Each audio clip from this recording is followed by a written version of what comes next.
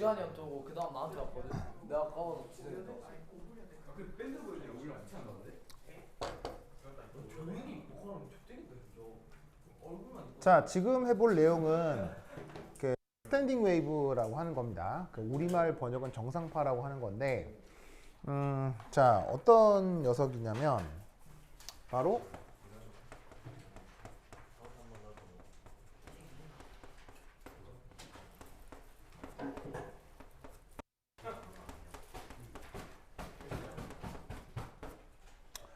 그 웨이브가 어디로건 움직이는 게 아니라 특정 영역의 모음입니다. 그래서 이제 그게 뭐 진짜 눈에 보이는 어떤 파형의 형태를 갖건 아니면 어떤 에너지이건 그게 특정 영역에 머무르면서 에너지가 보존되는 파동을 그걸 정상파라고 합니다. 그래서 스탠딩이라는 뜻이 뭐예요? 그냥 가만히 서 있는 이런 걸 스탠딩이라고 하잖아요. 그래서 얘는 어디 움직이질 않고 그냥 상하 운동만 반복합니다.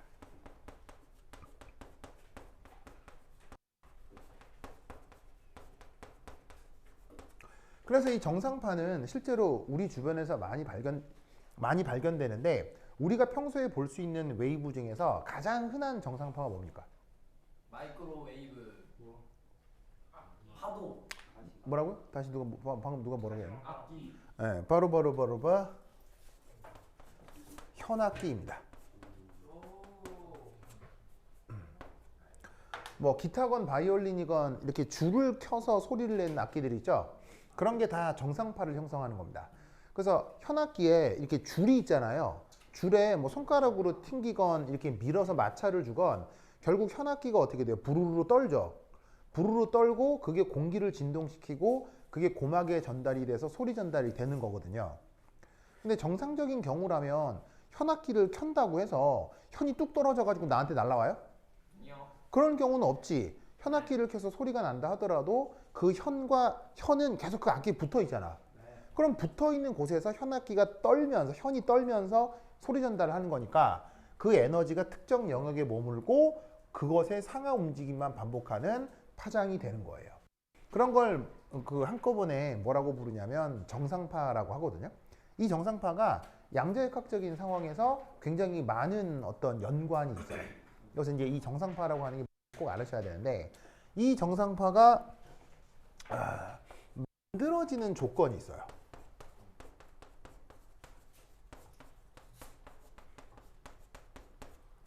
이게 굉장히 중요합니다. 그럼 이 정상파가 언제 맹글어지느냐?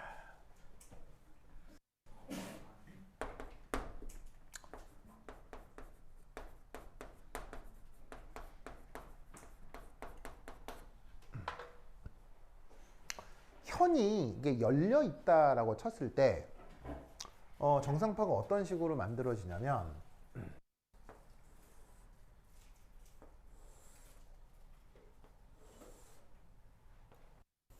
자, 이런 정해진 현이 있다고 칩시다.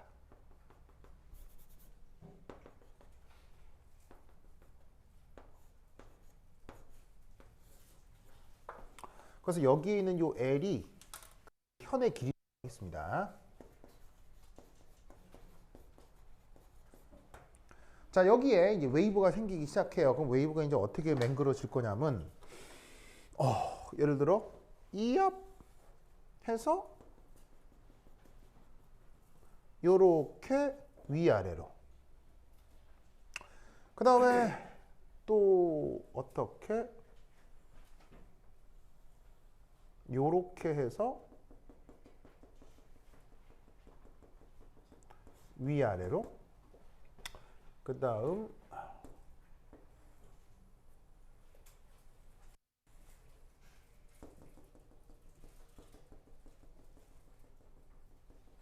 요렇게 위아래.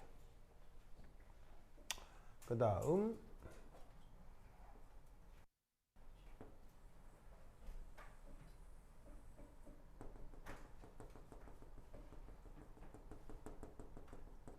요렇게 위아래로. 자, 뭐 더 계속 확장해 보지 않아도 되겠죠, 그렇죠? 이런 일들이 벌어질 건데 이렇게 만들어진 정상파는 사실 우리 일상적 경험에서도 충분히 생각해 볼 수 있어요. 어떻게 하면 되냐면 줄넘기 같은 거 있죠, 줄넘기 줄 긴 거 잡고 운동장 나가서 친구 둘이서 한쪽 끝 잡고 이렇게 흔들면 돼요, 흔들면. 그럼 줄넘기 잡고 흔들면 줄넘기가 넘실 할 거 아니에요. 그게 정상파예요. 무슨 말인지 알겠죠? 그래서 그냥 운동장 가서 아무 친구나 끝에 잡고 넘실 흔들면 진짜로 이런 건 금방 만들 수 있어요. 위아래로 이런 거. 왜? 단체 줄넘기 할 때 그 모습을 그대로 상상하면 돼요. 그런데 이 줄 흔들 때 내가 에너지를 많이 주면, 팍 세게 흔들어서 많이 주면 이 정상파가 어떻게 파형이 변하기도 하냐면 이런 식으로 파형이 변하기도 해요. 그래서 요 끝에 두 친구가 잡고 얘 한번 세게 흔들어 보자 해서 팍 세게 흔들면 요 모습에서 이렇게 진짜로 바뀝니다. 그리고 사실 인간의 힘으로는 쉽진 않은데 진짜 고에너지를 주면 이렇게도 바뀝니다.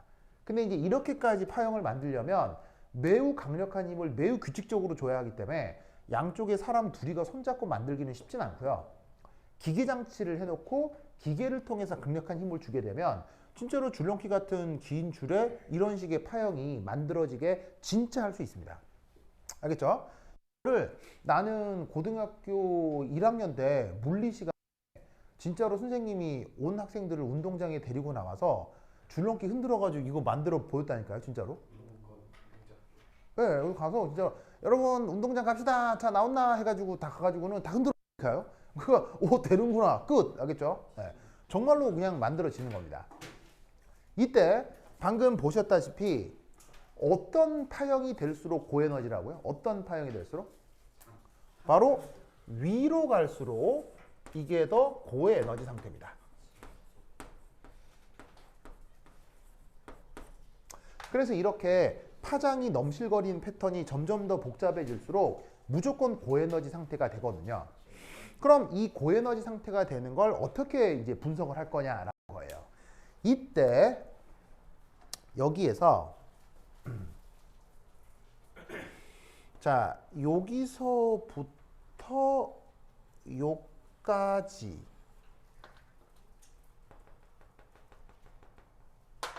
자, 이 파란색으로 그린 게 뭐냐면 바로 램다 1 자, 다른 말로 뭐냐면 한 파장 길이입니다.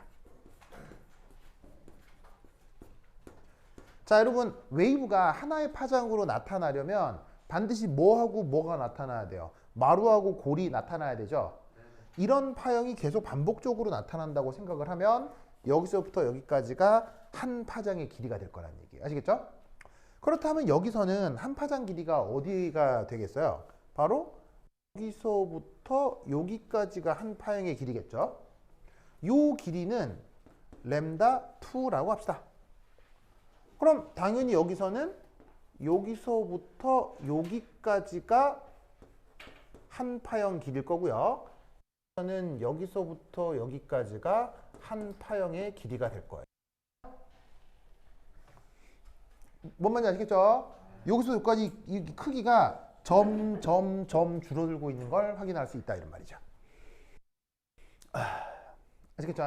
그럼 이때 나타나는 그 재밌는 성격은 자, 현의 길이를 L이라고 했죠?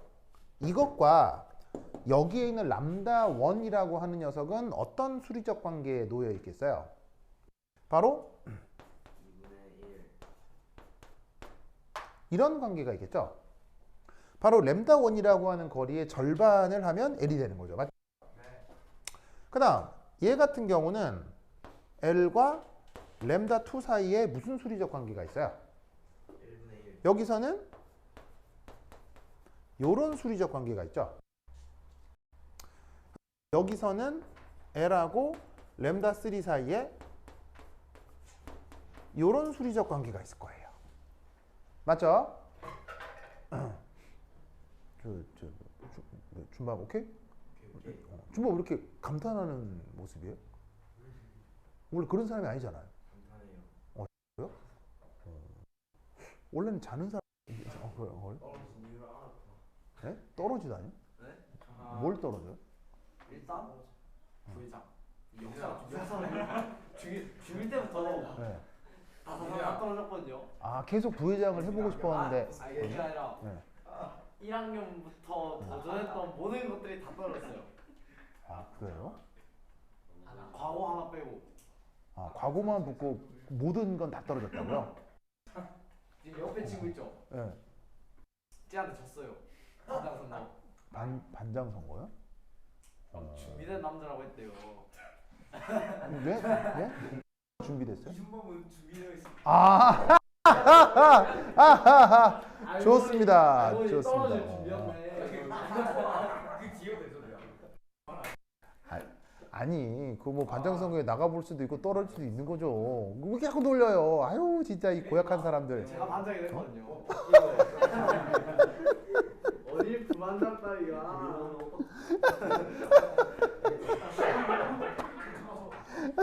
아이고, 알겠습니다. 알겠습니다. 네. 네, 그래요. 자, 자, 봅시다. 자, 그리고 얘 같은 경우는 조용. 자, 얘는 또 어떻게 생각해 볼 수 있겠어요?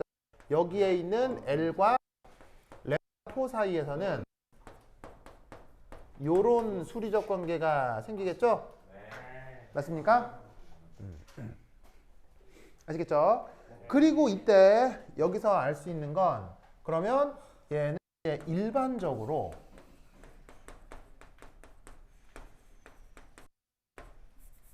L과 램다 N 사이는 그러면 어떤 수리적 관계가 있다고 할 수 있겠어요? 바로 2N 하면은 등호가 성립하겠죠. 아시겠죠? 이때 N은 어떤 조건을 만족하겠어요? 1, 2, 3의 자연수면 되는 거죠.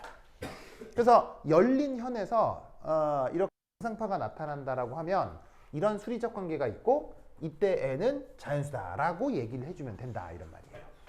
무슨 말인지 알겠죠? 여러분 왜 이럴까요? 몰라요. 모릅니다. 모릅니다. 네. 그냥 아까 얘기했죠. 운동장에 나가서 줄넘기 줄을 흔들면 이렇게 됩니다. 그냥. 무슨 말인지 알겠어요? 이렇게 되는 현상이 우주에 알려져 있는 거예요. 그러니까 우리는 이 현상의 이유를 아는 게 아니고요. 이 현상을 앞으로 어찌해야 된다고요? 이 현상을 앞으로 외워야 한다 이런 얘기예요. 알겠죠? 정상파가 만들어질 때 이런 관계가 나타난다는 걸 꼭 외워야 돼. 알겠지? 그러니까 자연과학을 공부할 때 의외로 이해하는 거 별로 안 중요해요. 물론 뭐 이해하는 게 안 중요하다고 얘기하면 좀 약간 과격한 얘기긴 하지만 차라리 뭐가 더 중요하다? 외우는 게 훨씬 중요합니다. 그러니까 과학 공부를 할 때 내가 머리가 안 좋아서 과학 성적이 안 나오는 게 아니라는 거예요. 과학 성적이 잘 안 나오는 이유는 내가 성실히 외우지 않았기 때문에 과학 성적이 안 나오는 거예요. 무슨 말인지 알겠죠? 그래서 내가 얘기하는 걸 꾸준히 잘 외우시면 누구나 도움이 될 수 있으니까 내가 머리가 나쁜가? 이런 생각을 할 필요는 전혀 없습니다. 알겠죠? 공부할 때 명심하세요. 그것도. 자, 그 다음.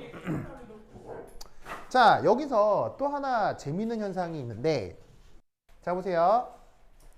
요런 점들이 생겨요. 이런 점, 요런 점들이요. 자, 이런 점들을 뭐라고 부르냐면 우리말 번역은 마디, 영어 표현으로는 node입니다. 자, 지금은 이름만 소개를 할 텐데요. 나중에 오비탈 등을 배울 때는 굉장히 중요한 녀석입니다. 시험에 뎁다 많이 나오는 애입니다. 그러면 이 마디의 의미가 뭐냐? 바로 진폭이 영인 조건을 마디 혹은 node라고 합니다. 진폭이라는 게 뭐냐면 변이가 전혀 없다는 얘기인 거예요. 아시겠어요? 정상파를 만들게 되면 상하 운동만 반복하다 보니까 이런 식으로 진폭이 전혀 나타나지 않게 되는 위치가 생기는데 그런 것들을 마디라 한다 이런 얘기예요. 아시겠죠? 그리고 정상파에서 끝점은 마디로 카운팅을 하지 않습니다. 왜냐면 이건 그냥 억지로 잡고 있는 거니까 이거는 당연한 거라서 이런 건 마디로 치지 않습니다. 잡고 있지 않는데도 진폭이 0인 점을 마디라고 하는 거예요. 무슨 말인지 알겠죠? 그리고 놀랍게도 잘 보세요. 마디 있어요. 하나 있죠? 몇 개 있어요? 몇 개 있어요? 오! 그러면 여기서 우리는 뭐라 할 수 있다? 에너지 상태가 커진다는 거는 누구와 관계가 있느냐? 마디 개수와 상관관계가 있구나. 무슨 말 알겠죠? 그러면 왜 마디 개수가 많아질수록 더 고에너지 상태일까요? 모릅니다. 맞췄다. 알겠죠? 맞췄다. 외우는 겁니다. 알겠죠? 나 안 했어. 운동장에 가서 얘를 힘껏 흔들어야 이런 것들이 만들어지기 때문에 아, 더 고에너지 상태가 돼야 마디가 생기는구나가 그냥 관찰될 뿐이에요. 그러면 양자역학이라고 하는 체계를 만들 때도 그 안에 파동이 나타난다면 그 파동에 마디가 많을수록 더 고에너지라고 표현하게 체계를 정해놨겠어요? 반대로 하겠어요? 당연히 양자역학에서도 마디가 많을수록 그 파동의 에너지 상태가 더 고에너지가 된다라고 체계를 똑같이 해놨을 거 아니에요. 눈에 보이는 거하고 글로 쓰는 거하고 반대면 말이 이상하잖아. 그러니까 이 마디 개수가 많아질수록 더 고에너지 상태라고 하는 건 앞으로도 계속 나올 터이니 이 사실도 반드시 보셔야 되겠습니다. 알겠죠? 네.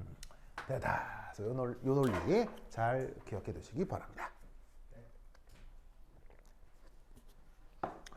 자, 그 다음 이 정상파가 또 어디서도 만들어질 수 있냐면 두 번째, 닫혔을 때도 가능합니다.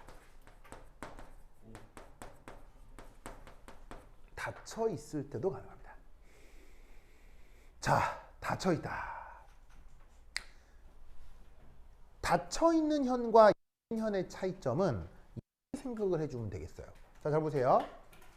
예를 들어서 그냥 이 점을 처음이라고 생각하고 이 잡고 있는 손을 나중이라고 했을 때 이 처음과 나중을 어떻게 하는 게 현이 닫혀 있다라고 얘기를 할 수 있어요.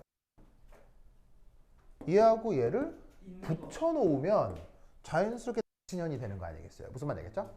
그럼 이 경우 요 놈하고 요 놈의 현을 닫아 볼게요. 그렇죠? 자, 딱 닫으면 자, 어떤 모습이 나타날 거냐? 짜잔. 자, 다 그리고 나서 한번 그려보세요. 요렇게 되고 그 다음 여기서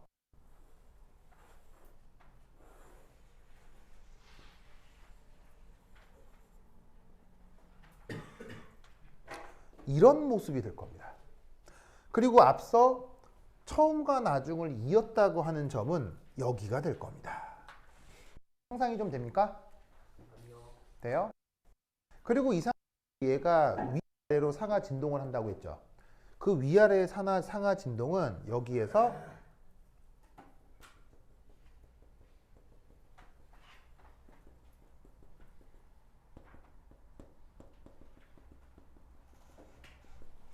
요렇게 상하 진동이 되어 나타납니다. 즉, 잘 보세요. 이렇게 뿔룩 올라가 있는 점이 여기서 뿔룩 올라가 있는 이 점을 얘기하는 거고요.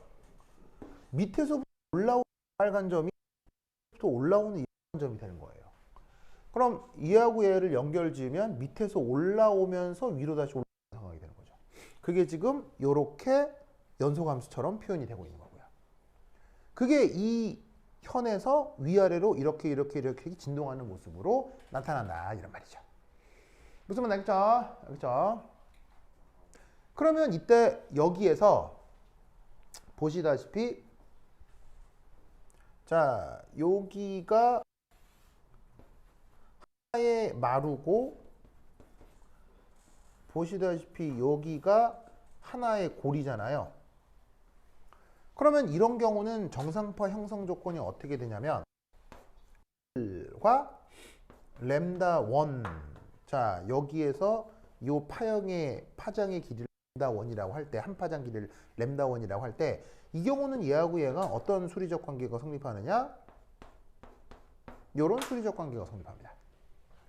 그럼 얘를 좀 확장하게 되면 어떻게 또 표현을 할 수가 있냐면, 자, 요렇게 이제 마치 원형 궤도 같은 걸 약간 3차원적으로 그렸는데, 이 계속 3차원적으로 그리기 쉽지는 않아요. 그래서 이제 좀 눕혀서 그려볼게요.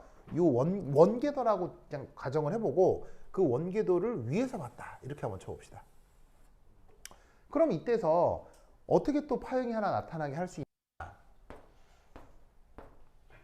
이렇게 나눈 다음에 파형이 여기서 2옆, 2옆, 2옆 요렇게. 그래서 마루골, 마루골. 그리고 이게 어떻게 진동을 하냐면 요렇게 됐다가 요렇게 됐다가 요랬다가 요랬다가 상하 진동을 한다. 이렇게 생각을 할 수가 있다고요. 그럼 이 경우는 어디가 한 파장 길이가 되냐면 마루골 이렇게 되는 거죠. 알겠죠? 요게 한 파형의 모습이 된다 이런 말이야. 그럼 이때는 요 길이의 절반에 하나의 파형이 들어오는 거지. 그러니까 이때는 L과 램다2 사이가 어떤 관계가 성립하는 거야? 곱하기 2 해서 같아지겠지. 뭐만 알겠죠? 하나만 더 해볼까? 역시나 이 원형 궤도에서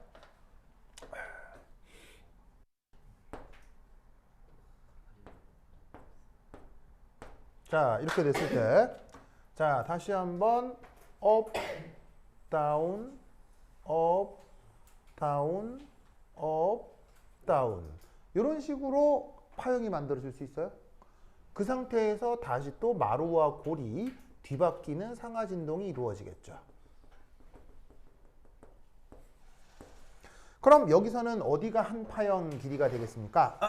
바로 마루골. 요 길이가 람다3가 되겠죠. 그러면 그 람다3의 파형이 여기서부터 요까지 만들어지니까 전체 길이의 3분의 1에서 람다3가 나타날 겁니다. 그럼 얘는 L이라는 거리 안에 람다3가 3개가 들어가겠죠. 무슨 말인지 알겠죠? 알겠죠? 이걸 사실은 조금 더 예쁘게 그린 게 몇 페이지를 한번 보시냐면요. 교재 90페이지를 한번 보세요. 교재 안 가져온 사람? 안 가져온 사람? 자. 자. 자. 웬일이에요, 현춘? 멋져요. 좋아요. 준범이 안 가져왔어요? 저 있습니다. 있어요? 뭐. 없다고요? 아까 줬잖아요, 방금. 안 줬어요? 여기 있어요. 다음 시간에 새거 다 들고 가서 드릴게요. 아, 그래요? 알겠습니다. 자, 거기 교재에 보시면 90페이지 보세요. 90페이지 찾았어요? 90페이지? 90페이지에 사실 내가 진정으로 그리고 싶었던 그림이 그림 25예요. 90페이지 그림 25 찾았어요? 이게 내가 진정으로 그리고 싶었던 그림이거든요. 근데 이거 사람 손으로 그려주면 안 되겠어요. 뭔 말인지 알겠죠? 무슨 말인지 알겠죠? 이걸 그리고 싶은 건데 이거를 사람 손으로 그리기가 어려워서 마치 위에서 바라본 모습으로 이렇게 그린 거라 이런 말이야. 알겠죠? 그래서 지금 이거는 파형의 개수가 하나 들어가고 2개 들어가고 3개 들어간 건데 교재 90페이지 그림 27은 무려 7개 파형이 들어가 있는 그림을 보여주고 있는 거다 이런 말이에요. 알겠죠? 아시겠어요? 그러면 이때는 자, 그러면 이제 하나, 둘, 3개 있으니까 이제 더 안 해봐도 되겠죠? 그러면 이 닫힌 현에서는 일반적으로 표현이 어떻게 된다는 얘기였어요? L은 램다 n 곱하기 n. 무슨 말 알겠죠? 네. 그리고 이때 당연히 n은 1, 2, 3의 자연수 되겠습니다. 아시겠죠?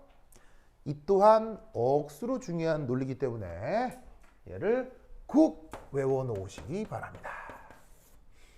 아시겠죠? 완전 중요하다. 시험 코스 오케이? 네. 시험 코스 왜 필기 안 하고 사진만 찍어? 그림들이 제가 네. 아이패드가 있거든요. 응? 아이패드 어. 필요한데요. 네. 오늘 안 들고 왔어요. 그럼 손으로 그리면 되죠. 뭐래 임마. 아이패드에다 이거 옮기거든. 손으로 해. 뭐라고요? 현준아 조용히 해줄래? 뭐 있다 시가. 오 나쁜 말 해요. 저 대응할까요? 한번 봐주세요. 아, 너그러운 마음으로. 네. 아 진짜 이 사람들 진짜. 아유. 근데 뭐 솔직히 여러분들 막 이렇게 막 시끄럽게 떠들고 장난쳐도요. 나 어릴 때 생각하면 아무것도 아니에요. 네. 네, 진짜. 그러니까 내 어릴 때 생각하면요 진짜 어마어마했습니다. 나 진짜 어마어마했어요 진짜. 네. 어마어마했습니다. 네. 어땠길래요? 한선미 얘기해줬어요? 한선미? 아니요. 한선미 얘기 안 해줬어요? 뭐예요? 초등학교 5학년 때 얘긴데요. 5학년 때 얘긴데요. 같은 반에 걔 이름을 어떻게 잊어버리지도 않냐. 왜냐면 나도 엄청 충격이었어가지고요. 같은 반에 여학생이라고 한선미라는 여학생이 있었거든요. 당연히 나는 여학생들이랑 친했겠어요? 안 친했겠어요? 당연히 안 친했습니다. 왜냐? 모든 여학생들이 날 싫어했거든요. 네, 그래서 나는 내 주변에 모든 여자들이 나를 다 싫어했었어요. 그래서 초등학교 때문에 학창 시절에는 나를 좋아해 주는 여자가 1도 없었어요. 그래서 이제 여학생들이랑 당연히 교류 기회가 절대 많지 않았고, 그래서 이제 남자들끼리 놀고 뭐 맨날 나도 장난 진짜 완전 어마어마한 장난꾸러기였거든요. 그래갖고 이제 하는데 하필 그 초등학교 운동장에 모사장에 철 있는 데 있잖아요. 항상 있잖아. 거기서 우연히 내가 좀 놀고 있는데 한선미가 바로 옆에 철봉이 기웃기웃 거리는 거예요. 평소에 말도 잘 안 해본 애가. 그래서 갑자기 좀 막 삐죽삐죽 하더니 야, 그래서 왜? 나 여기 좀 올려줘. 이러는 거예요. 무슨 여기 왜 올려달라는 거야? 그래서 그래, 알았다. 해가지고 이제 탁 뛰는데 이제 밑에 그냥 올려주라는 얘기인 거죠. 근데도 그때마저도 이제 장구의 그 DNA가 진짜 나 왜 그럴까 진짜. 그러니까 여러분 막 장난치고 이런 거 보면 다 귀여운 거예요 내 입장에선. 올려줘. 뺐어요 저번에. 자 어떻게 했냐면 올려달라고? 그러면 어떤 장난을 쳐볼까? 그래 올려주면서 바지를 살짝 내리는 신용을 해보자. 그럼 이제 그냥 나의 원래 목적은요. 나의 원래 목적은 그냥 올려주면서 뭐 올리는 척 하다가 이렇게 살짝 요 정도. 그러면 가만히 이렇게 툭 내리면 이게 왜 그래 이 정도잖아요. 딱 그 정도 장난을 치는 게 목적이었어요. 그런데 하필 걔가 체육복을 입고 있었다는 걸 내가 감안을 못한 거죠. 그래가지고는 히히히 하면서 올리는 척 하면서 내렸는데 와 나도 너무 충격이었던 게 진짜 속옷까지 다 내려간 거예요. 그래가지고는 그 맨 엉덩이를 다 본 거예요. 나도 너무 놀래고요. 그 한성에서 어떻게 되겠어요? 난리가 난 건데 난리가 그러고 울고 불고 난리 나는데 더 건 무슨 일이 벌어졌냐면 하필 그때가 교생 선생님 나와 있을 때였어요. 그러면 담임 선생쯤 되면 담임 선생님이 이제 내가 되게 좀 괜찮은 초등학교를 나와서 담임 선생님들 연세가 다 지긋하셨거든요. 경험이 굉장히 많은 선생님들이셔서 별의 별 장난꾸러기 많다는 걸 아는 그 담임 선생님들은 그냥 한 소리 하고 지나갈 걸 그 교생 선생님들은 이제 막 대학생들이잖아. 그러니까 그 교생 선생님인 21~22살짜리 그 지금 내 입장이 지금 여자애들인 거지. 지금 내 나이에서 한두 살짜리 애들은 애들이란 말이야. 그럼 그 어린 여자 20살짜리 여자애가 들이 봤을 때는 내가 뭐로 보이겠어? 완전 그렇지. 그때는 그런 말도 잘 쓰진 않았지만 나를 완전 성범죄자 취급을 하는 거예요. 그래가지고는 그 모든 여자 교생 선생님들이 나를 불러다가 한 명씩 인민 재판을 시키는데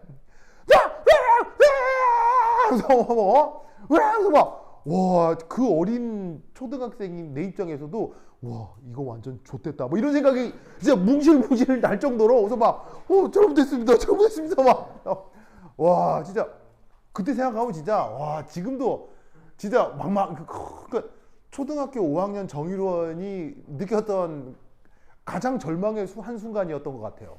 진짜 그렇게 내 심하게 혼나본 적은 이제 없었거든요.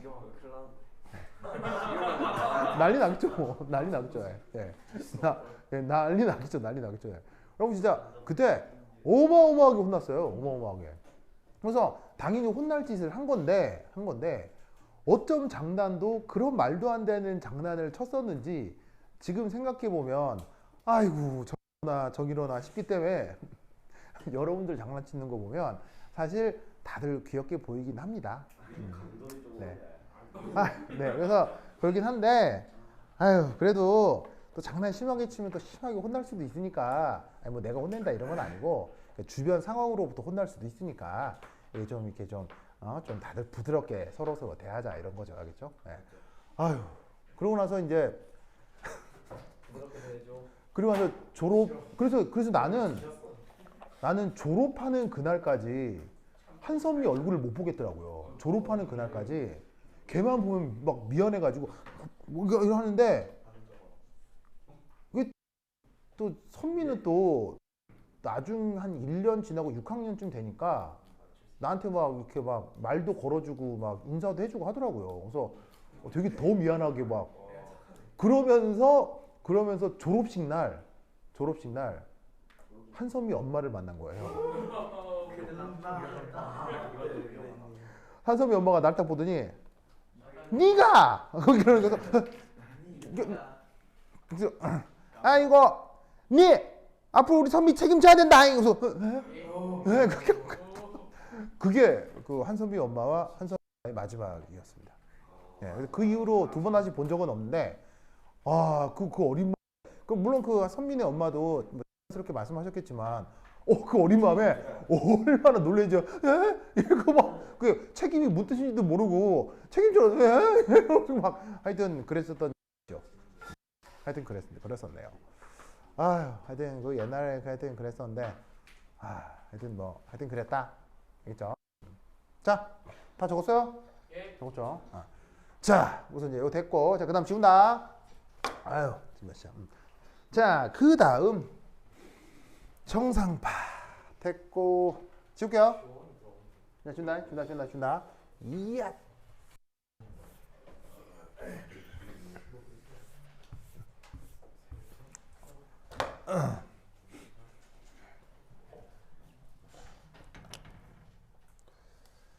자, 그다음 보자.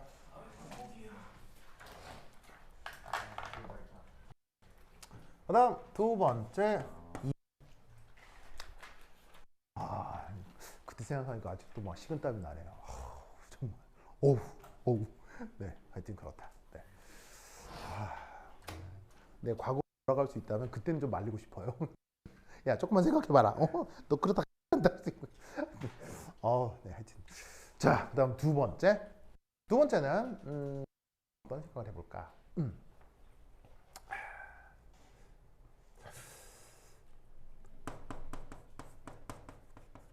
파동성을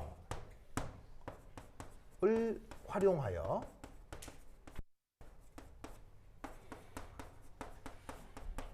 입자의 성격을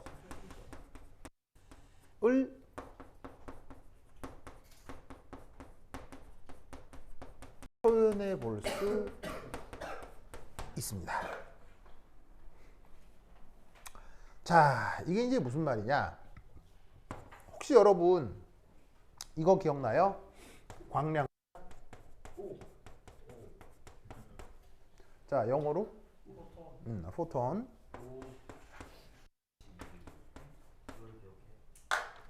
자, 광량자가 사실은 이게 현상적으로 누구를 일컫는 말이에요. 누구?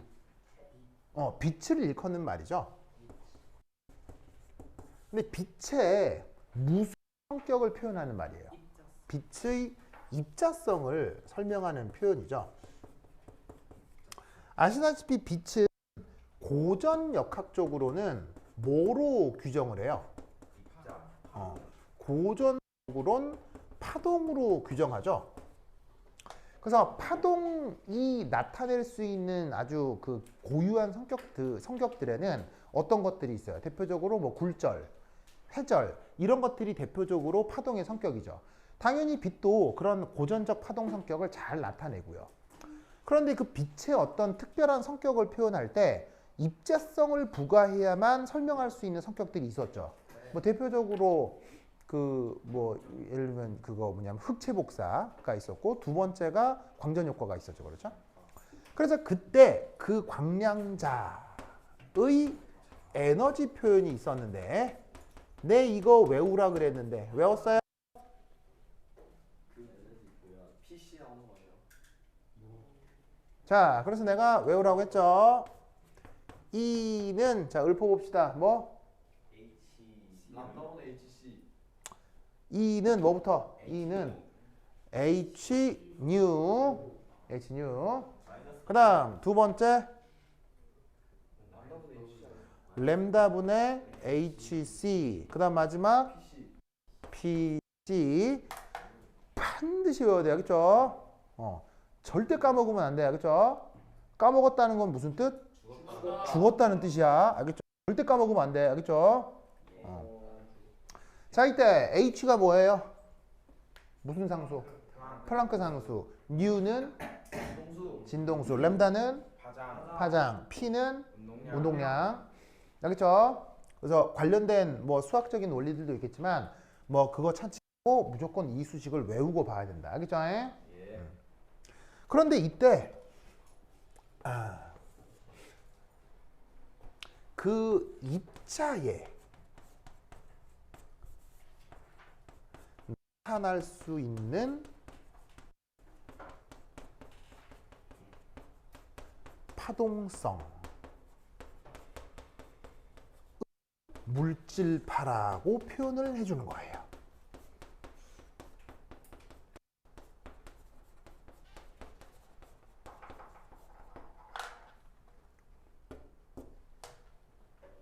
자, 요 드브로이라는 양반은 프랑스 사람입니다. 어디 사람이라고요? 프랑스. 프랑스의 엄청난 귀족 집안 사람입니다. 그래서 이제 귀족이나 재벌들이 이제 보통 뭐가 되죠? 공직자, 갱스터, 부자. 그러니까 이제 극도로 돈이 많거나 극도로 권력이 많은 사람은 보통 뭐가 되죠? 마피아, 이어 많아요. 놀고 먹는데요. 그게 이제 극도로 부자, 극도로 권력자는 100%는 아니에요. 100%는 아니고 보통 뭐가 되는 경우가 있냐면 변태가 돼요. 네. 변태가 돼요. 내가 맞았다니까. 맞았다. 형. 왜 변태가 될까요? 자격이 없어서. 네, 자극이 없어서 그래요. 네, 자극이 없어서 그래요. 이 자극이 없다는 건 무슨 말이에요? 희노애락이 없다. 네, 희노애락이 둔감해져요. 왜냐하면 예를 들면 여러분 맛있는 음식 있죠. 그러니까 사실은 뭐 이렇게 떡볶이집에서 떡볶이를 사 먹어도 맛은 있죠. 맛있어요. 맛있지만 그거와 별개로 진짜로 비싸고 고급스러운 음식들도 있잖아요. 그런 거 사실 먹으면 맛있어요, 맛없어요? 딱히 맛없다고요? 네가 사 먹어서 그래. 아 먹었다고요? 아니요. 아니 이거 뭐냐면 내가 굳이 음식의 예를 들어서 그렇기는 하지만 꼭 음식이 아니더라도 예를 들면 뭐 뮤지컬이나 영화나 뭐 여러 가지 그 우리의 오감을 자극할 수 있는 것 중에 진짜로 비싸고 잘 조직된 것들 중에 우리의 오감을 놀랍고 즐겁게 해줄 수 있는 게 있잖아요. 아니, 극락하죠. 무슨 말인지 알겠어요? 무슨 말인지 알겠어요? 왜 웃어? 그 중에 사실은 인간의 오감을 가장 행복하게 해줄 수 있는 것 중에 하나가 뭘까요? 그러면 바로 사람이에요. 사람의 오감을 가장 행복하게 해줄 수 있는 게 사람이에요. 왜? 우리가 뭐기 때문에? 우리가 사람이기 때문에. 그럼 생각해봐요. 내가 김선아랑 어떻게 만났는지 얘기했죠. 그런데 그런데 그 김선아랑 연애까지 몇 년 걸렸게요? 10년. 16년 걸렸거든요. 그때도 말했어요. 왜? 김선아가 날 너무너무 싫어해서요. 그래서 김선아하고 10년 정도 걸렸거든요. 10년. 그래서 김선아하고 나하고 연애를 시작한 게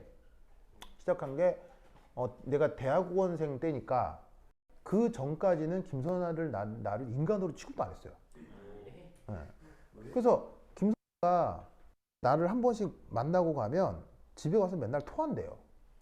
그래서 그게 무슨 말이냐? 내가 동물도 아니고 왜 나를 만나고 가면 토하느냐라고 했더니 내 생각만 하면 속이 니글거린대요. 그래서 정말 김선아가 나를 싫어했었거든요. 그런데 그 김선아랑 사귀어보고 내가 이제 많은 노력을 했겠죠. 10년 동안. 여러 가지 노력을 했었을 거 아니에요. 그러면 드디어 10년 만에 드디어 사귀게 되고 내가 그렇게 예쁘다고 생각하는 여자의 손도 잡고 안아보기도 하고 내가 그때 기분이 어땠겠어요? 좋았죠. 10년 만 내가 예쁘다고 생각하는 여자가 드디어 10년 만에 내가 손하는 것도 허락하고 이렇게 딱 안아주는 것도 허락하고 저 그때 기분이 어떻겠어요? 완전히 환장할 거 아니에요. 무슨 말인지 알겠어요? 그런데 이렇잖아요? 그러면 여러분들이 그 TV에서 보는 우와 하는 연예인들 있죠. 를 매일 밤 바꿀 수가 있어요. 매일 밤 바꿀 수 있어요. 매일 밤. 그냥 바꿀 수 있어요. 그러면 나중에 어떤 일이 생기냐면요. 진짜 예쁜 걸 봐도 예쁜지 몰라요. 즉 오감에 충족이 안 생겨요. 그러니까 예를 들면 비싼 코스 요리 같은 경우는 1인분에 20만 원이 넘는 것들도 있거든요. 근데 그런 거 사실 먹으면 진짜 맛있어요. 맛있는 것들 있는데 그런 걸 몇 끼 먹는다고 생각해요. 몇 끼. 그리고 여러분 예를 들어 여러분들 예쁜 옷들도 있잖아요. 예쁜 옷들. 예쁜 옷 예를 들면 막 새로운 패딩 잠바 보통 몇십만 원 하는데 진짜 유명한 수입 브랜드 가면 패딩 잠바가 100만 원, 200만 원도 하잖아요. 그러면 예를 들어서 주변 친구들도 입는데 나도 하나 입고 싶어서 엄마를 석 달 쫄랐어. 무슨 말인지 알겠어요? 엄마 저거 사줘 저거 사줘. 엄마가 진짜 뭐 하다가 쫄라가지고 알았어. 아이고 나 사줄게 해가지고는 엄마가 하나 사줬어. 그럼 받아 입으면 기분 좋아 안 좋아? 좋잖아. 그런데 이 사람들은 그런 걸 어떻게 사게? 이거 싸주세요.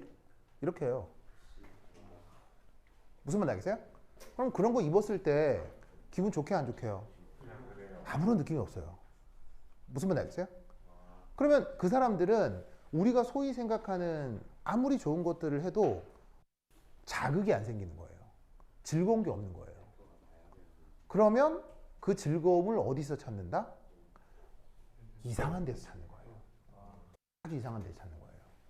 그래서 마약을 하기도 하고 그 다음에 마약까지는 안 하더라도 되게 성격이 괴팍해지기도 하고 그런데 이게 극단적으로 치닫으면 어떻게 되기도 하냐면요. 이런 사람들 중에 이제 극강 자리에 있는 사람이 어떤 사람들이 있냐면 바로 마약 카르텔 보스들이 있어요. 특히나 이제 어디에? 이탈리아. 멕시코. 멕시코.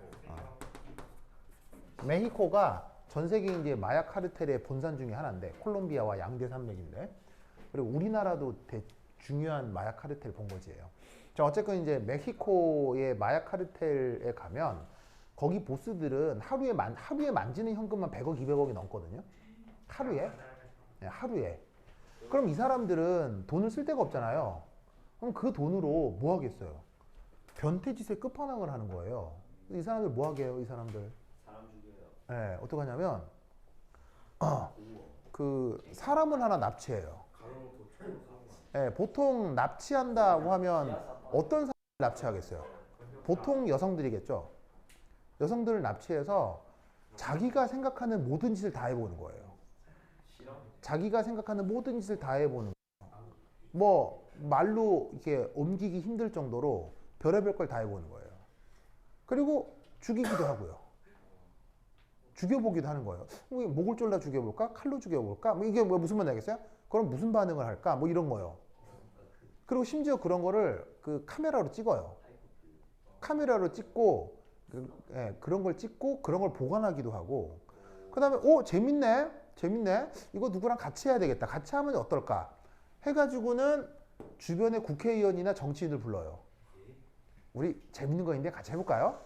그래서 뭡니까? 그랬더니 제가 정치 후원금도 드릴 테니까 이거 같이 해봅시다 해가지고는 이런 범죄의 그 뭐냐면 공범이 되게 만드는 거예요. 정치인들을. 그럼 정치인들 역시 이런 사람들일 수 있잖아요. 그런 사람들 불러다가 같이 즐기는 거예요. 그러면 그런 식의 희생자가 될 사람들이 필요하겠죠. 멕시코에는 그래서 어떤 산업이 있냐면 인신매매 사업이 있어요. 어떤 인신매매 사업이 있냐면 이런 식의 마약 카르텔 보스들에게 그 희생자를 납품하는 그 인신매매 사업이 있어요. 그런데 멕시코의 그런 인신매매 사업은 경찰이 수사를 할까요? 안 할까요?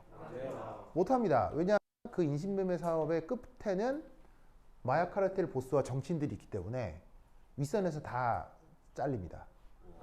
그래서 멕시코나 콜롬비아 같은 남미에는 지금도 희생자 유가족들이 정부 종합청사 앞에 나와서 계속 시위합니다.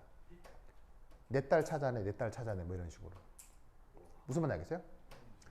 그래서 극악하게 돈이 많고 극악하게 권력이 많은 사람들은 뭐가 될 가능성이 있다? 뭐가 될 가능성이 있다? 변태가 될 가능성이 굉장히 높은 거예요. 그러니까 사실 극악하게 돈이 많고 극악하게 권력이 많은 것도 사실 그 개인에게는 행복인 거예요? 불행인 거예요? 불행이기 때문에 사실은 한 개인의 불행을 위해서라도 한 개인이 극악하게 부자가 되거나 극악하게 권력자가 되는 건 막는 게 좋아요. 그러니까 한 사회에 재벌들이 많이 등장하는 건 그만큼 그 사회가 행복하다는 얘기예요? 불행해진다는 얘기예요? 불행해진다는 얘기예요. 한 국가의 권력이 누구 개인에게 집중된다는 얘기는 역사가 좋아진다는 얘기예요? 나빠진다는 얘기예요? 이게 심리적으로, 인문적으로 굉장히 나빠진다는 얘기예요. 그래서 우리는 우리 전체가 행복해지기 위해서라도 부를 재분배해야 되고 권력을 평등하게 놓아야 돼요. 되도록이면 평등하게. 무슨 말 알겠죠? 그렇다고 완전히 같게는 아니에요. 완전히 같게는 아니에요. 왜냐하면 여러분하고 나의 권력은 달라요. 다르죠. 왜냐하면 여러분하고 나의 권력이 같다. 여러분들이 나와서 수업하고 내가 앉아서 들으면 되죠. 근데 그럴 수는 없죠. 즉 평등하게 아니고 어떤 식으로건 분배해야 된다는 얘기예요. 그 분배가 n분의 1은 아니고요. 알겠죠? 네. 그래서 이거야. 어떤 식으로건 계속 쌓이게 될 수 있거든요. 권력이 되건 재산이 되건. 그럼 누군가는 그걸 흩어줘야 돼요. 누군가는 흩어주고 누군가는 모을 거고. 그게 균형을 이룬 어떤 상태가 있을 거란 말이에요. 그 상태를 우리가 사회 구성원 모두가 협의를 해서 찾는 거지. 그걸 n분의 1 한다거나 1, 0 이렇게 한다거나 그건 안 된다는 얘기예요. 가장 최악의 수가 1, 0 이렇게 만드는 거고요. 또 하나의 가장 최악의 수가 n분의 1로 만드는 거예요. 둘 다 나쁜 거예요. 무슨 말인지 알겠죠? 그런데 이 권력자와 부자들 중 종종 뭘 하게 아주 낮은 확률로 이쪽으로 성공을 대박하는 사람도 있어요. 바로 바로 공부입니다.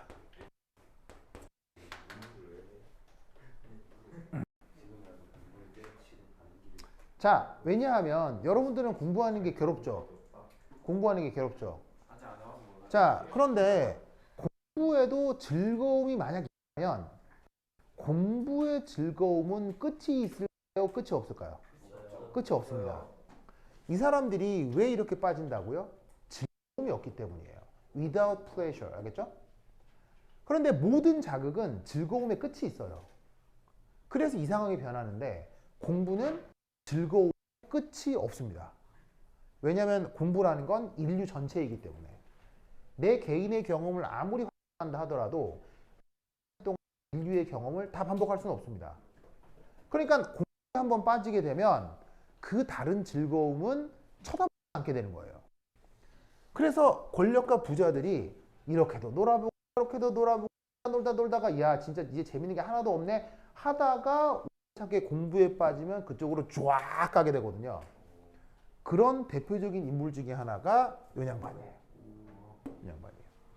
그래서 엄청난 귀족 청년이었는데 놀다가 놀 게 없어가지고 야 나 앞으로 뭐하고 노냐 하다가 19세기 말에 전 유럽에 가장 유행했던 뭐예요? 이게 뭐냐면 요즘 그왜 이게 TV에 보면 대학 교수들이 나와서 대중 강연하죠. 그래서 왜 뭐 심리학자, 뭐 철학자, 뭐 역사학자, 뭐 역사학자 중에 되게 학자라고 하긴 좀 뭐 그렇다 하더라도 왜 되게 유명한 강사가 왜 있었잖아요, 그냥 설민석 이런 사람도 있었잖아요. 뭐 그냥 좀 이렇게 구설수에 휘말리고 지금은 안 나오십니다만 그런 식의 교양 강좌 같이 예처럼 TV에 나오잖아요. 이게 지금 이렇게 새롭게 유행하는 걸까요? 옛날에도 이런 유행이 있었을까요? 옛날에도 이런 유행이 다 있었어요. 19세기 말에 이런 식의 대중 예능 강연으로 가장 인기 있는 주제가 뭘까요?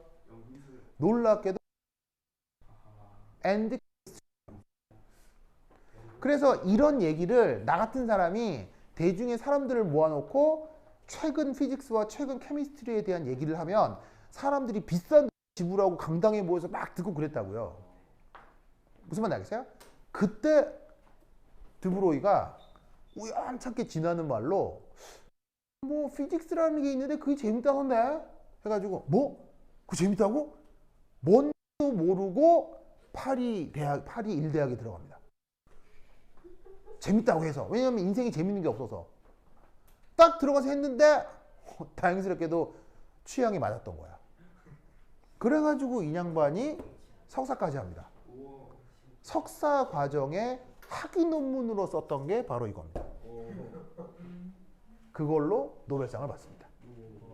그러니까 이제 팔자가 핀 사람이에요. 무슨 말인지 알겠죠? 팔자가 그냥 엄청나게 핀 사람입니다. 학자 노벨상을 받을 정도로 공부를 했던 사람이기 때문에 그 뭐냐면은 그 이런 식의 허무함에 빠지지 않고 인생의 즐거움을 찾아 아주 늙은 나이까지 장수하시다가 갑니다. 장수하고 애들도 많이 놓고 행복하게 사시다가 갑니다. 그래서 이 공부가 이런 면이 있다. 알겠죠? 그렇죠? 그래서 여러분들 뭐 이런 사람들에 대해 어떻게 생각할지 모르겠는데 이게 좀 알겠죠? 그래서 내가 되게 가슴 아픈 중에 하나가 이런 얘기 안 들어봤죠? 이런 게 안 들어봤죠? 되게 가슴 아픈 얘기 중에 하나가 예를 들면은 최근에 사실은 뭐 여당 쪽의 지지율이 높아요, 낮아요? 여당 아니 뭐 누구든 뭐 내가 직접 이름을 대긴 못하지만 이게 뭐 이렇게 지지율이 낮잖아요. 그리고 야당 쪽 대표도 공격받는 점들이 많잖아요. 뭐 내가 뭐라고 얘기하기는 어렵지만 그러면 사람들은 뭐를 찾을 수도 있어요. 을 찾을 수도 있죠.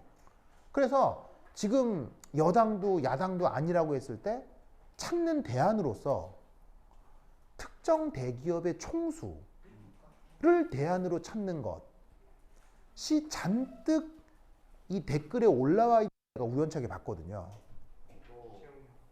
그럼 여러분 이런 쪽으로 가는 사람이 만약 정치 권력까지 잡게 되면 무슨 말인지 알겠어요? 그러니까 뭐냐면 대기업 총수가 매출 잘 나오고 막 전 세계적인 대기업 우리나라에 몇 개 있잖아요. 그런 거에 총수면 야, 저 사람이 대한민국의 국정을 운영하면 잘할 것 같다라고 막연하게 생각하는데 사실 굉장히 끔찍하게 위험한 선택일 수 있다는 얘기예요. 무슨 말인지 알겠어요? 그러니까 뭔가 이런 사회적인 판단을 할 때는 여러모로 공부를 많이 해볼 필요가 있어요. 그러니까 자연과학적으로도 인문학적으로도 철학적으로도 역사적으로도. 무슨 말인지 알겠죠? 그러니까 내가 뭐 그래서 어느 뭐 특정 대기업 총수님이 이상하다 이럴 얘기를 하는 게 아니라 그런 성향이 있을 수도 있다. 무슨 말인지 알겠죠? 그러면 과연 그렇게 훈련받지 않은 사람이 정치 권력마저 갖게 되면 과연 긍정적일까? 부정적일까?를 한번 생각을 해보자는 거죠. 무슨 말인지 알겠죠? 하여튼 그때 그 댓글 보고 너무 놀래가지고 하여튼 그리고 내가 그때 그 왜 삼성에 취직하는 얘기 해줬죠? 그리고 그 뒷얘기가 있다고 했죠? 무시무시한 얘기가 있다고 했죠? 네, 하여튼 그 얘기는 하여튼 아직 안 했지만 anyway. 자, 그래서 요거 자, 그래서 방금 말씀드렸다시피 이 양반 그렇게 행복한 양반인데 이제 이 양반은 어떻게 생각을 했느냐? 광전역과 그 플랑크 가설로부터 고전적 입자였던 빛의 입자성이 있다라고 생각을 했다면 사람은 역으로 그렇다. 입자에도 파동성이 나타날 수 있지 않을까라고 거꾸로 생각해 본 거예요. 그러면 어떻게 되냐면 아무 생각도 없이 뭔가를 봤을 때는 안 보이던 것이 그럴 수 있지 않을까 하고 의심을 하고 어떤 실험 데이터를 보면 옛날에는 안 보이던 게 보일 수 있겠죠. 그래서 이 양반은 계산을 통해 아주 특별한 뭔가를 발견하게 됩니다. 그 관련된 수식이 바로 요거예요. 자, 이게 뭐냐? 여기에 있는 P가 어떤 입자의 선 운동량입니다.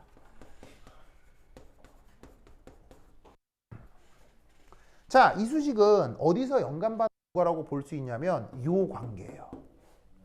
자, 선 운동량 여기 있는데 사실 이거는 입자 선 운동량이 아니라 광량자의 선 운동량이죠. 그게 H 오버 램다로 표현이 됐었죠? 그러면 사실은 이렇게 보면 이 P하고 램다를 스위치한 건가? 이렇게 생각해 볼 수도 있잖아요. 그런데 그냥 스위치를 한 건 아니고 또 나름의 수리적 결과로부터 유도가 된 거라서 그냥 이 수식에서 영감 정도는 받았겠다 생각하면 됩니다. 그러면 입자의 선운동량은 우리가 보통 어떻게 표현할 수 있어요? MV로 표현을 할 수가 있죠. 그래서 아예 입자의 질량을 가져다가 이 수식을 표현할 수 있어요. 이렇게 표현되는 이 램다를 뭐라고 부른다? 그 입자의 파동성인 메터 웨이브라고 부르는 겁니다. 알겠죠? 그러니까 드브로이라고 하는 사람의 요 그 메터 웨이브가 됐건 아니면 광량자가 됐건 여기서부터 이렇게 영감받는 게 확실하기 때문에 요 수식을 어떻게 해야 되겠어요? 여러모로 무조건 외워야 된다고. 알겠죠? 그래서 내가 이걸 외우라고 했는데 아까 물어보니까 하나도 안 외우고 그냥 그러면 안 돼요. 알겠죠? 좀 외우세요. 억수로 중요하다. 그래서 요 내용이 바로 드브로이의 물질파 이론이 되겠습니다. 됐죠? 이때 3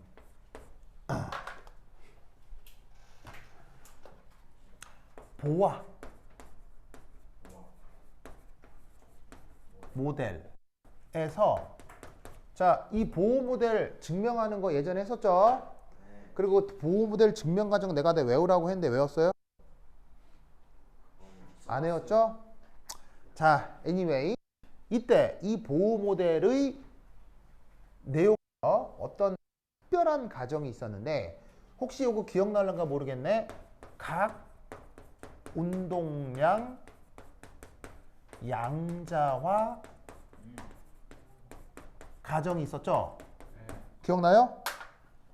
각 운동량 양자화 요 얘기를 좀 해볼게요. 죄송 졸린 거 아니죠? 괜찮죠? 그래 알겠습니다. 죄송 눈이 슬퍼 보여서. 그래요? 조계종을 떠나요? 조계종을 떠나요? 뭐를 떠나요?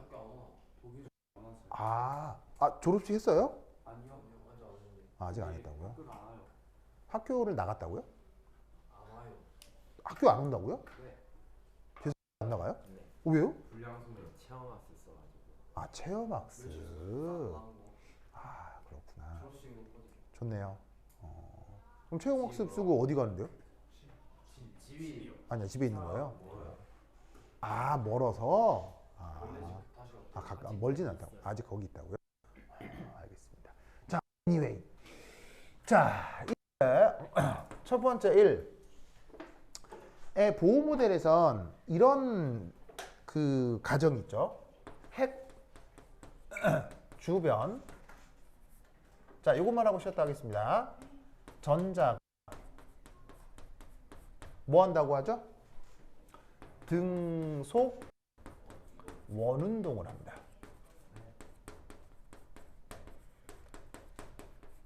이걸 보호 모델이라고 하죠. 그런데 사실 핵 주변 전자 진짜 등속 원운동 할까요? 몰라요. nobody knows. 아무도 모릅니다. 그래서 사실은 이 가정 하나만으로도 보호 모델은 틀린 겁니다. 그런데 그렇게 가정을 하면 선 스펙트럼 같은 것들을 설명할 수 있기 때문에 그냥 우리가 업적을 인정하는 거지 현대 물리학적 관점으로는 틀린 내용이긴 합니다. 그런데 그것을 지금 여기에 있는 드브로이 물질파 이론으로 뭔가 연관을 지어볼 수 있어요. 자, 우선 그 원운동하는 궤도를 한번 그려볼게요. 자, 이게 원자 핵이고, 짜잔, 이게 궤도입니다. 전자궤도. 자, 여기에 짜잔, 전자가 보이고요. 그럼 보시다시피 여기서부터 여기까지가 바로 반지름, 궤도 반지름 R이 될 거고요. 자, 전자의 질량은 뭐겠어요? 질량. 자, 요 전자 질량은 M2로 표현해보죠. 자, 그리고 등속 원운동을 한다고 했으니까 짜잔, 요게 접선 속력 되겠습니다. 알겠죠? 자, 이 상태에서 이 전자의 물질파가 궤도 내에서 정상파를 이룬다 라고 해석을 해볼 수 있어요. 자, 그럼 우선 첫 번째 물질파 표현, 그게 아까 썼던 이거죠. 그러면 램다는 운동량분의 h인데 운동량을 질량의 속력으로 표현을 했어요. 그 다음 두 번째 뭐가 있냐면 아까 여기서 얘기했던 닫힌 현에서 정상파 형성 조건입니다.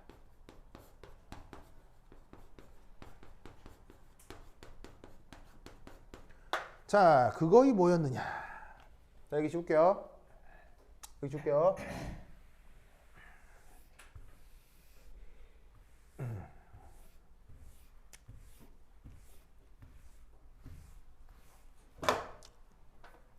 바로 L이라 쓰고 램다 곱하기 N이었죠? 네. 기억나요? 네. 그런데 여기에 있는 이 L이라고 하는 게 뭐였었냐면 그 현의 길이였어요. 그걸 지금은 어떻게 표현할 수 있냐면 2파이 R로 쓸 수 있죠. 맞아요? 지금은 현을 하필 뭐로 잡았기 때문에 원주로 잡았기 때문에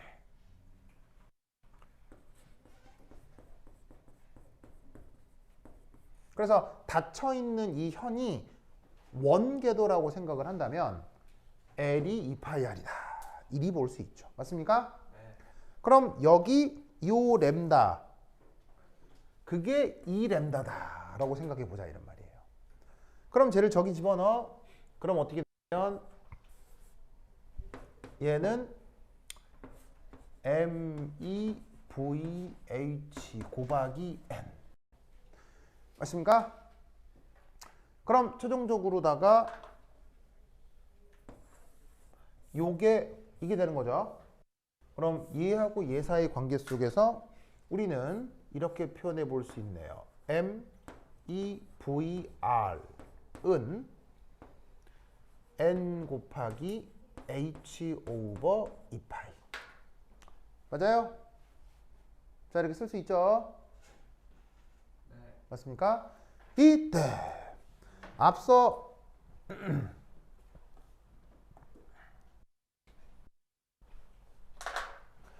요 M 뭐라고 했어요? M 질량이죠. 그 다음에 V는 속력이었죠. 그리고 여기에 있는 R이 뭐예요? 반지름이었죠. 그러니 요 세 개 곱한 게 뭐예요? 이 세 개 곱한 게 가군동량이죠. 물론 크기긴 하지만 그래서 가군동량 크기는 질량이 속력의 반지름을 곱한 거죠. 크기만 표현하면 그게 여기서 어찌 표현되느냐? NH_바. H바 어디를 H바로 잡은 거예요? 이 부분을 이렇게 치환한 거죠. 그래서 H가 무슨 상수? 플랑크 상수. 플랑크 상수를 2파이로 나눈 것도 상수. 그걸 축약해서 H바라고 앞서서 얘기했습니다. 또 나오니까 기억해야 돼야겠죠? 그리고 이때 당연히 정상파 형성 조건이니까 N의 조건은 뭐겠습니까? 1, 2, 3 자연수가 되겠죠. 알겠죠? 이 수식의 의미가 가군동량 양자화였잖아요. 이 가군동량 양자화에 대해 보어는 아무런 근거를 얘기를 못했어요. 근데 보어의 모델 이후에 드브로이 물질파 이론이 나오면서 이 보어의 양자화, 가군동량 양자화 가설이라는 게 이 전자가 보이는 요 물질파가 요 회전 궤도 내에서 정상파를 이루는구나 로 해석을 할 수 있다고 볼 수가 있는 거죠. 그러면 이게 이제 어떤 장점이 있냐면 혹시 여러분 이 얘기 기억나요? 전자처럼 전하를 가지는 입자가 가속 운동하면 어떻게 된다고 했어요? 가속 운동하면 일부의 에너지가 빛 형태로 방출된다고 했죠.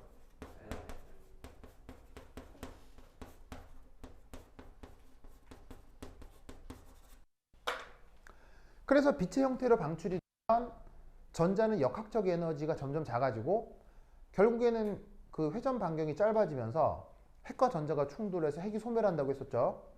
기억나죠? 근데 실제로 그렇게 되면 돼요, 안 돼요? 안 되지. 그런데 이 설명을 어떻게 보완할 수 있냐면 바로 이거야. 정상파를 쓴다면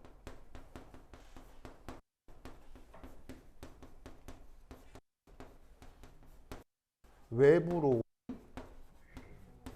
빛 방출을 막을 수 있어요.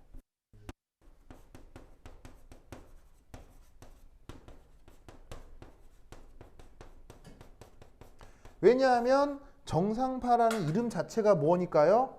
스탠딩. 스탠딩은 어디 가는 애요? 거기 가만히 있는 애예요. 거기 가만히 있는 애니까 그 전자의 역학 에너지가 외부로 새어나가지 않는 조건일 수 있다고 해석을 하는 거예요. 그래서 그것이 보호의 가군동량 양자화와 연결이 돼 있구나를 논술해 보시오가 기말고사 때 시험제로 나온 적 있어요. 알겠죠? 요게 시험에 나온 적 있어요. 그래서 요렇게 설명한다라는 걸 꼭 기억해 두시고 오케이, 됐다. 그러면 한 10분 하도록 하겠습니다. 파이셜 나오세요.